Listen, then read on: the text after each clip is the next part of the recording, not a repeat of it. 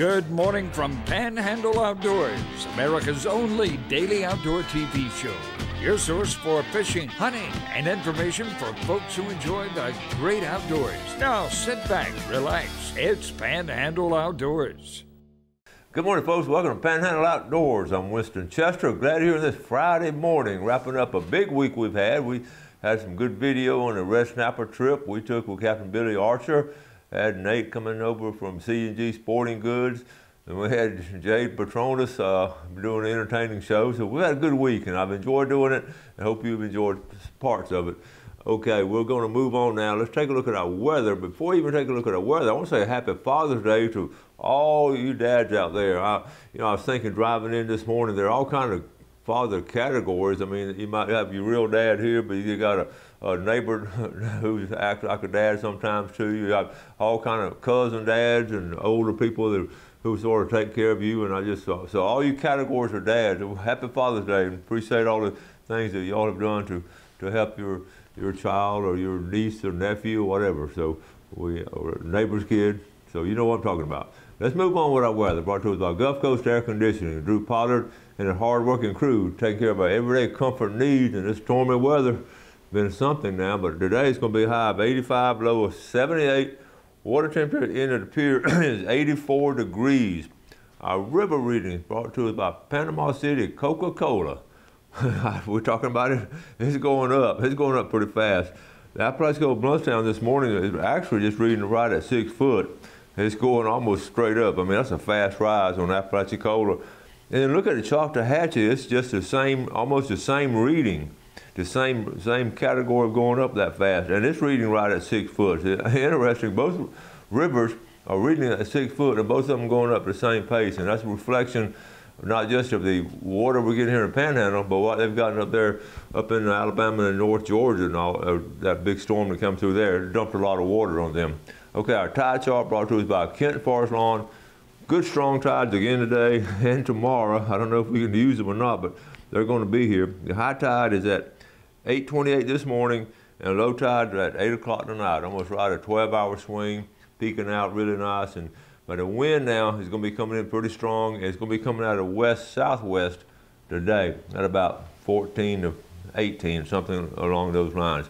It's going to do our fishing game times, with it being a Friday, brought to us by Blue Water Outriggers. We're looking at exactly 1 to 3 this morning, and earlier this morning and later on this morning, about 10:26 to 12:36, right there in the middle of the day. Okay, so let's go ahead and take our break, and we'll be right back.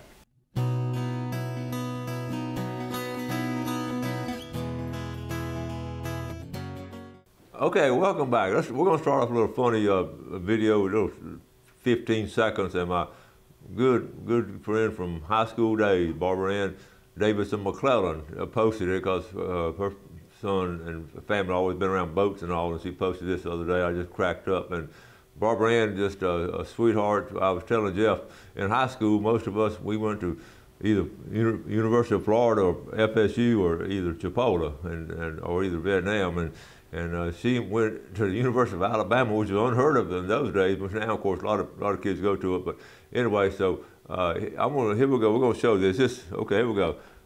Watch this, folks. We're going to look at it a couple of times. I don't know if this was planned, but is that hilarious? They get it right on the trailer. I'm sure. Okay, let's play it again one more time. Okay.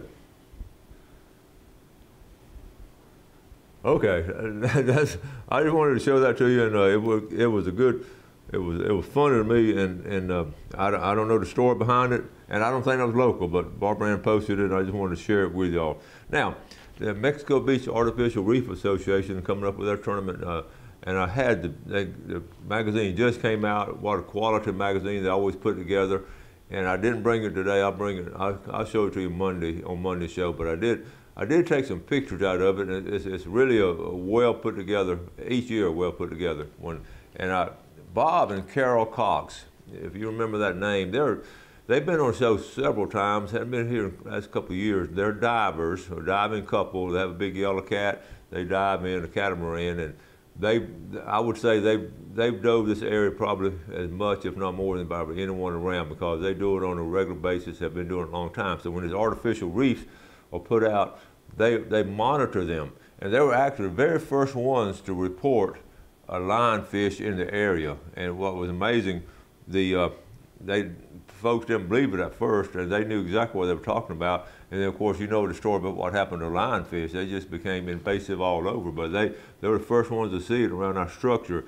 So they did a little story, article on them in the magazine. And what they did, I thought this was so interesting, they pointed out the top 10 fish they see on a regular basis on these structures out here in the Mexico Beach Artificial Reef Association. So I had Gail copy the pictures for me, and I don't know a lot of these fish myself. These are little fish and all, but here's the, okay, here it is right here. The top 10 reported fish on the reefs, okay?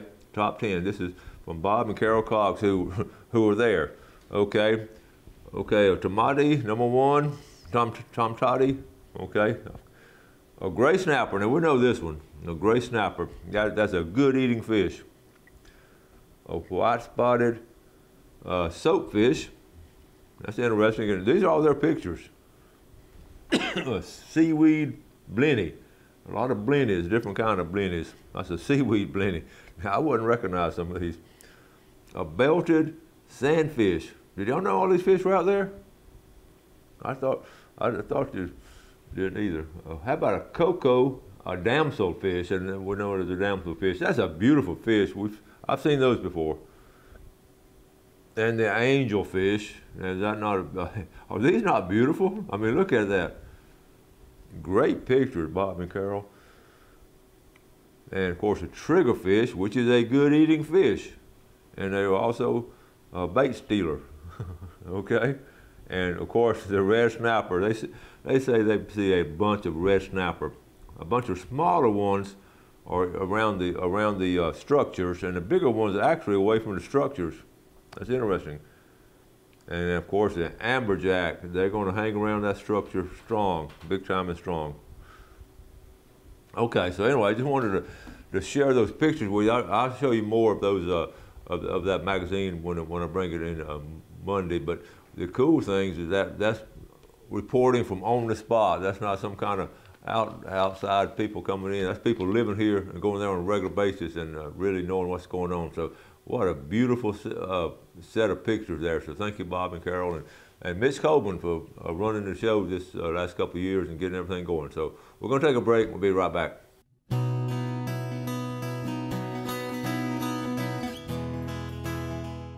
Okay, welcome back. One of our viewers, Jim Kelly, watches the show on a regular basis, sent this to me and asked me to mention this in appreciation. Good morning, Winston, okay, from Jim Kelly. I thought you might like this. Another business giving back. Could you put it on air and please pass on our appreciation? Thanks, Jim Kelly. So here it is. Many thanks to Orbis Sandestin manager Brandy Cook and her super staff that once again generously dedicated Orbis Give Back Days proceeds to the Eglin Group of Project Healing Waters fly fishing participants. What a fantastic gift for our fly angling vets. And here's a picture right here. Let me blow it up right here. So that's another story of a local business over in Okaloosa County, given to our veterans, fly fishing right there. So you know, fly fishing veterans. Almost $10,000. So thank you, Jim Kelly, for passing that on. Okay, now also I want to, speaking of getting feedback from our viewers, I got this the other day. Here it is right here. Hey Winston, my name is Larry, a retired lawyer, fished and hunted for over 60 years, and there's a phone number right there. Curious as to whether older pan fishermen would like to get together for breakfast once a week or even more often to talk about fishing in the Panama City area. So we've talked on the phone. I told him go and send me a message with his phone number on it, and then we talked on the phone about getting a fishing club together. And it's not unprecedented because we do have a couple of fishing clubs here in the Panhandle. We talk about the Bent Rod Fishing Club up there in Defuniak Springs, and J.B. Hillard and what good things they do and what good times they have, and also the Swivel Sisters down here in Cape San Blas, St. Joe, Gulf County area, and so I got to thinking when I was doing the book, I did some research, and they've been fishing clubs here pretty regular, and one I ran that there's still guys hanging around from this club right here. Let me show you this right toward the end of my book.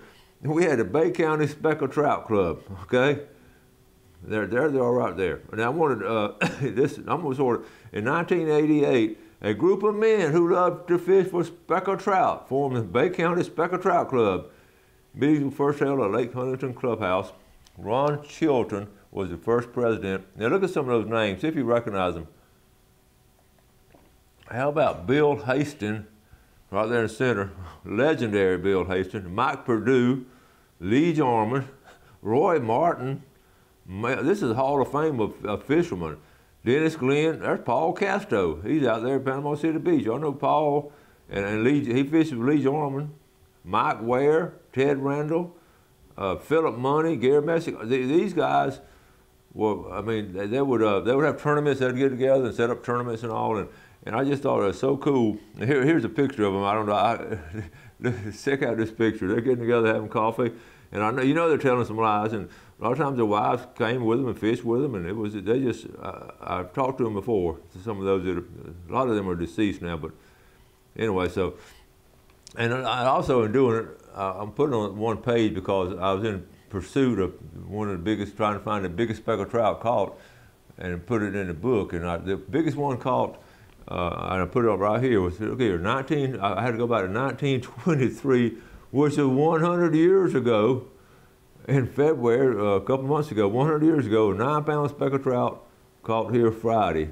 And Colin Brandon, he caught it in Massalina Bayou. And I thought that was so cool. He had a 20-pound test line. They caught it with a Palomine minnow. Now, the old timers remember what he went away from me as a real sing out. Brandon had thoughts of the whale that had been here in exhibition. I love reading his old articles. He was 30 inches long, 15 inches in girth, 9 pounds, 2 ounces. So anyway, I just wanted to bring that up. But later on, I did got a Greg Brudnick, and he caught a 10-pounder. So in a 100-year span, that was the two biggest that I had found for speckled trout. Getting back to the clubs, I'm gonna put his number up one more time. If you're interested in forming a pan fishing club and meeting, here's Larry's number, 931-628-4582. I think it's a great idea, and I would just certainly go to some of the meetings. I wouldn't be able to make all of them, but I would like to, just anytime a group of fishermen get together, I love getting up with them and join them and listen to the stories and maybe setting up some things and some, maybe doing some things, raffles, selling, trying to get some money for donations for different youth groups and all kind of things you can do, and just flat out sitting and talking about fishing. You know how much fun that is. So I wanted to run that by you, okay? One of the other things too, and that's what the Swivel Sisters do, that all that money goes to charity. So it'd be a good thing to do, and it'd be good to have some pan fishing tournaments, shell cracker, crappie, all kind of things like that are going on, and you can catch them in this area. So just want to check it out and see if you're interested in doing that. Give him a call. And thank you, Larry, for touching base with me. And he's actually from Franklin, Tennessee, and explained the area. I know exactly where he's got some place up there. He comes down here a couple months a year, or off and on all year, has a place out there and at the beach area. But he loves fishing. When you talk to people on the phone, and you just tell them when they have that passion when you start talking about fishing. So y'all know what I'm talking about. Okay. Let's move on. We've got the drawing coming up from Tarpon Dock Seafood, and this will be for the $20 gift certificate. And the winner is going to be all the way from Choctaw Beach. How about Jim Kelly, who just sent that to us on fly fishing? See, Jim, you did something good, and look what happened. You won a gift certificate over here at Tarpon Dock, and with a big red snapper. From Panama City, Ruth Thibodeau. I always talk about the Thibodeau family. They legendary family about fishing. That family could catch a fish in a bathtub. I always laughed about, I see some of the pictures, hear some of the stories they tell. Good fishing folks and good folks all around. Let's take a break. We'll be right back.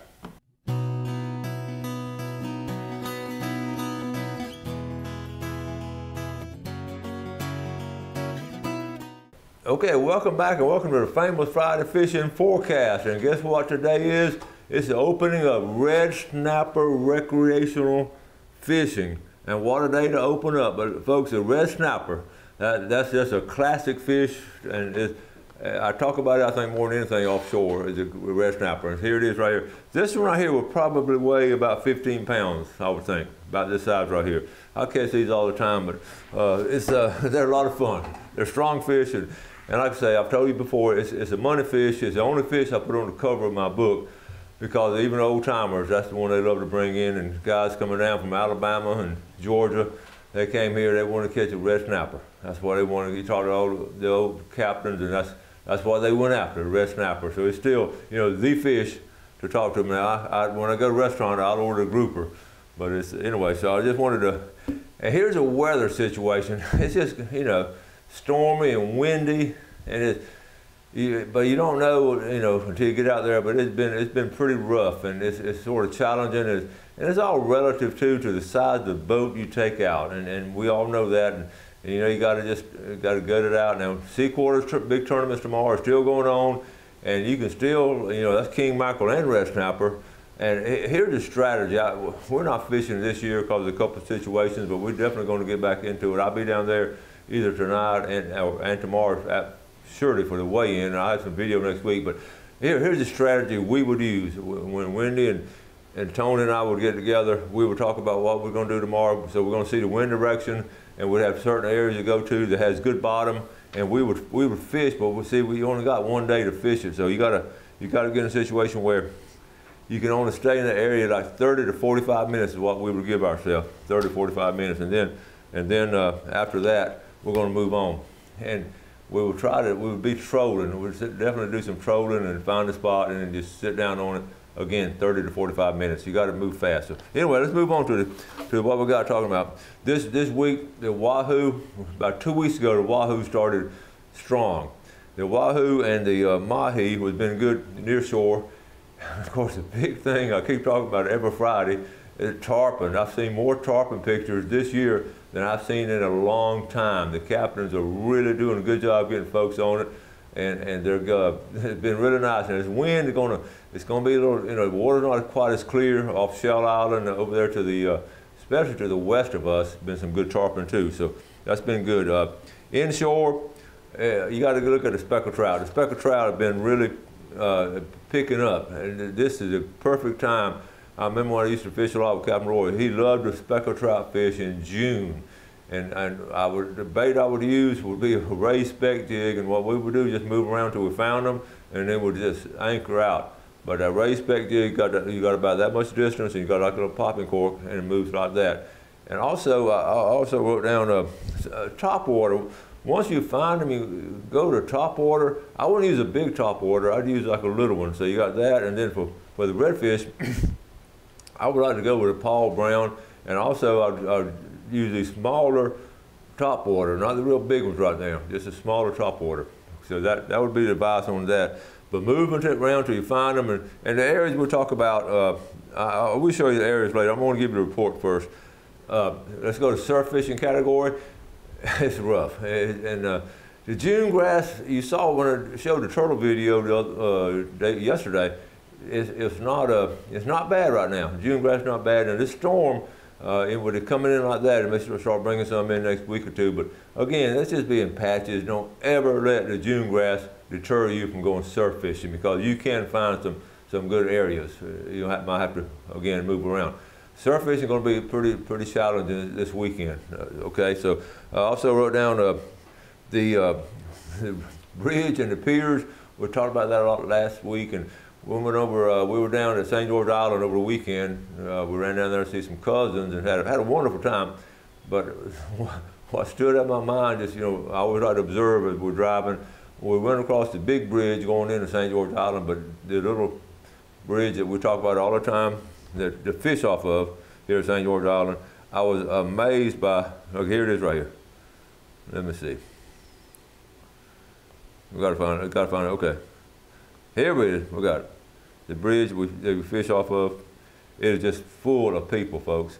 I was amazed to see it. But right there, and there were people all the way down there. They were just solid people. They must have all been watching Panhandle Outdoors, but that is a good fishing bridge. And even on the other side down here, these are more people coming. They were more walking and all, and sort of just tourists and everything. But again, we're blessed to have that. So any kind of bridge fishing is going to be good. I got that written down. Also, freshwater, real quick. The river, it's going to be challenging. The river, you saw the forecast. It's just going up like that. It's challenging fishing for sure. You might just want to go down to your fish camp and work a little bit and straighten things up, or you just might have to wait till the water start falling out, because when it's moving in this fast, the one good thing is that you can really get up into the sloughs if you get ahead of that rising. You know, you go in on that rising water, and what we've done before, actually got out and walked to areas where it's pushing those fish up. Those fish, they love that rising water because you get up back in that backwater and they're eating that fresh bait, all kind of insects and worms there. So that's all good there. Okay. Also, I wanted to bring up the Phillips Inlet real quick. Okay, Phillips Inlet over here. Okay, I don't have time to get to it. That Phillips Inlet area has been really hot. I got some good reports from Phillips Inlet, and Lake Powell has been really hot this past week because it's been sort of out of that wind, and I think a lot more people concentrated on going there. And I've got to start wrapping things up. It's been a good week. I've enjoyed doing it. Appreciate the viewership. Appreciate the feedback y'all share with us. Y'all have a great weekend. I'll see some of y'all down in Sea Quarters tomorrow. Have a great weekend. Do something good for your fellow man, and God bless. Thanks for watching America's only daily outdoor TV show, Panhandle Outdoors with Winston Chester, featuring hunting, fishing, and other activities and information to help you enjoy the great outdoors. Join us next time for Panhandle Outdoors.